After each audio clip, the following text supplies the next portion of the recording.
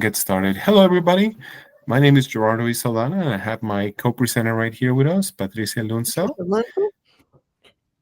and we're going to be talking about gamification in the classroom. And so we want to talk to you about unlocking the future and exploring the world of computer science. So first, let's go ahead and address what's with this whole idea of gamification. We know that some students are attracted to video games or just playing games, but why even considering doing something such as introducing it in the classroom and taking it seriously? And so part of it is I want to look at the video game industry as a professional entertainment industry. So when we look at some statistics, we find out that, for example, in 2020, the video game industry was valued, the global industry was valued at $159.3 billion, which is way bigger than the movie and the music industry put together. Whereas the global movie industry was only 41.7 billion and the music industry was 19.1 billion. So as a form of entertainment, video game has officially passed it by a long shot. There's a lot of even professional sports are realizing that they have less and less younger viewers, and they're trying to find ways to attract them. One study realized that more people under the age of 25, including a lot of our students, watch a video game stream than students watch the Olympics, meaning there were people participating and watching things online, but it just wasn't the Olympics, it was video game streams. We also have these massive events in video games tournaments. What you're seeing here are real pictures of stadiums that get sold out, and they are showing live video game matches where participants win millions of dollars. And at these matches you tend to get an older audience, people in their 20s and 30s. But all of my students are very well aware of these matches going on, and they know the winners, and many of them even aspire to be professional gamers when they grow up. We have out here some statistics from the Pew Research study as well, saying that over 85% of U.S. teens report playing video games at least once a week, and 41% of them play on a daily basis. So video games are very much something that is a normal part of our students' lives. And so if we think that there is this natural appeal to it, we might be able to harness it and use it in education. So let's go ahead and talk first about what is gamification. And the official definition of it is the application of an element of a game like point scoring, competition, badges, rules of play, many objectives to be achieved into other areas of activity. And they usually use it in marketing and things like that. We might be able to recognize that some of our social media has gamification elements to it. How many likes can you obtain?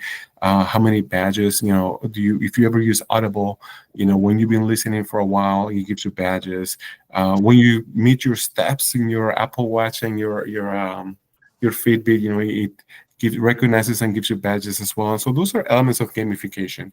And so in school specifically, gamification is a practice of incorporating game-like elements into learning with the intent of increasing student engagement and motivation.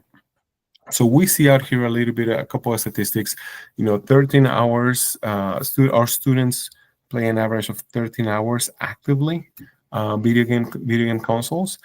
We see how just in the US, the video game industry was 5.5 billion back in 2018. And there are approximately 194 million gamers in the US. That's of 2014. So obviously it is incorporating, audiences of multiple ages. But when it comes to the new generation, I think that we can all also agree to anecdote that, our students are very much into all types of games. So thus, the response by some of the large companies, many of us are already as great educators using some apps that gamify learning and education, and we just might not have realized it. The most obvious that jump to mind are Blue-Kit, GimKit, and Kahoot. With really interesting, I want to point out many of these, such as Kahoot, are being backed up by large corporations such as Disney, Marvel, Lego, CNBC, National Geographic, Discovery is backing up other ones. And so we're realizing that, hey, as the technology has changed in our classrooms, it's also time to change how our students are learning. Turn it into a game. Give them badges, give them achievements, give them goals to be able to learn a content and test themselves against that content. Let them earn special avatars. Let them turn gaming into something fun. Another one that didn't make it out here is NitroType, which teaches the students how to type on their keyboards and get faster at it. And they do so by as they type, they make a little race car go faster and faster, depending on their speed of how many words per minute.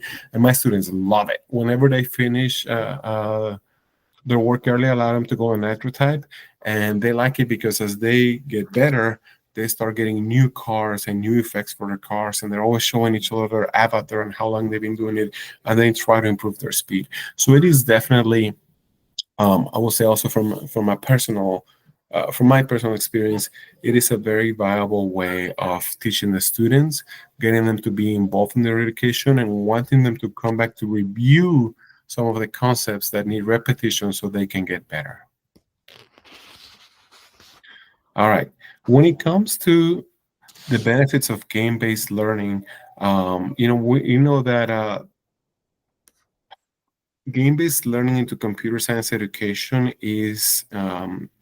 has been very investigated.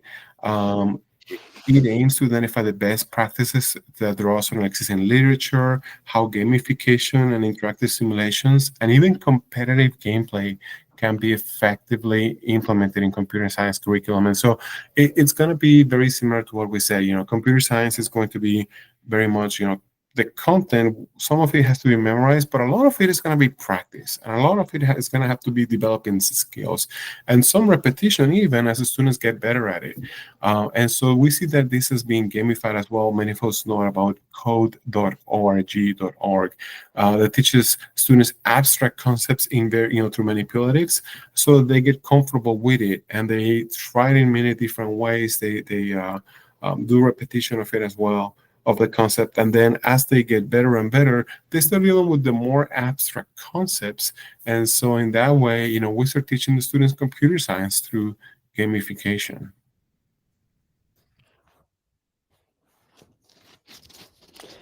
Game-based learning also has a theoretical framework and is grounded in cognitive and constructive learning theories. And the cognitive theories suggest that interacting with game environments enhance those mental processes and memory retention for the students, which they sorely need. And constructive theories emphasize learning through active problem solving and social interaction. And the game-based learning environments foster motivation through immersive and interactive experiences for all students, which is something that they also really need in this modern times. We're exploring all the various game-based learning formats. Gamification is just one of those. We also have interactive simulations, which create digital environments where students can experiment with concepts such as algorithms or data structures, or like at code.org, as Gerardo mentioned, in a safe and controlled space. Finally, competitive gameplay encourages kids to engage with each other in problem-solving strategy challenges and can work in more competitive industries too.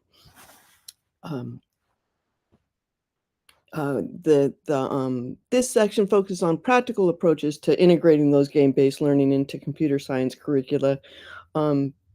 We have to align the activities with the course objectives, including the standards that are existing now. We have actual national standards for computer science that are applicable. Leveraging the technology involves implementing game-based learning, access to technology and digital platforms, using Unity and Scratch to build simple games or educational simulations that allow students to apply those concepts of coding interactively. In particular, code.org offers a computer science curricula that's applicable to AP computer science. So that curriculum is out there for kids. The collaborative learning formats, particularly group formats where students collaborate to build a game, applying concepts from the class to learning teamwork skills and that can also foster that collaborative teamwork for kids.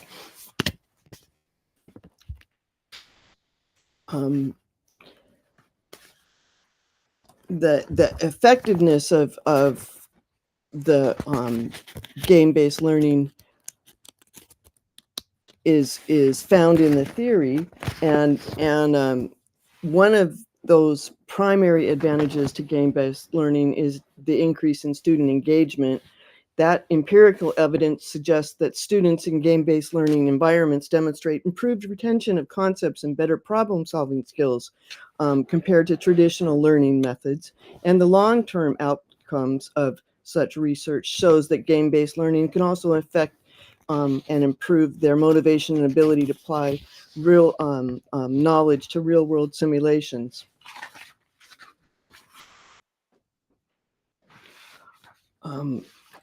That game-based learning can offer significant potential for enhancing computer science education by providing interactive, engaging, and compelling learning experiences that don't tie it to the teacher, that tie it to the interactive stuff that the kids are learning about in classroom. And by aligning with those cognitive and constructive theories, implementing best practices and assessing the effectiveness of all these models and methods, we can foster a more dynamic and motivating learning environment for kids in computer science. All right, guys. Well, thank you very much for watching our presentation. And before we finish, we do want to give a call to action, since it's a group of educators watching this presentation right here. And we want to know from you guys, which apps have you used that use, these models of learning or even gamification in your classrooms? Are you guys using things like Kahoot, code.org? Are you using GameKit? Are you using, what are you guys using? We'd like to know. And also a challenge that I want to give all of you, regardless of whether you are in middle school or high school. If you haven't tried so yet, I want to invite you to try out Minecraft Education, which was bought for more than $1 billion actually by Microsoft a few years ago. It was crazy because they have a lot of really cool lessons in multiple different disciplines, from math to science, environmental studies. There's a lot even for computer science. Oh, sorry. There's different challenges going on for different content areas in Minecraft Education. And so if you haven't tried it out, I want to challenge you and invite you guys to try it out, maybe over the break, and see if you can get your students into it. I have found that both my middle school and high school students get into it, and they have been learning and enjoying that program a lot. So thank you guys very much for watching this. Please give us a good review. Subscribe to our channel. We'll see you Thank guys you in so much. class. Bye-bye.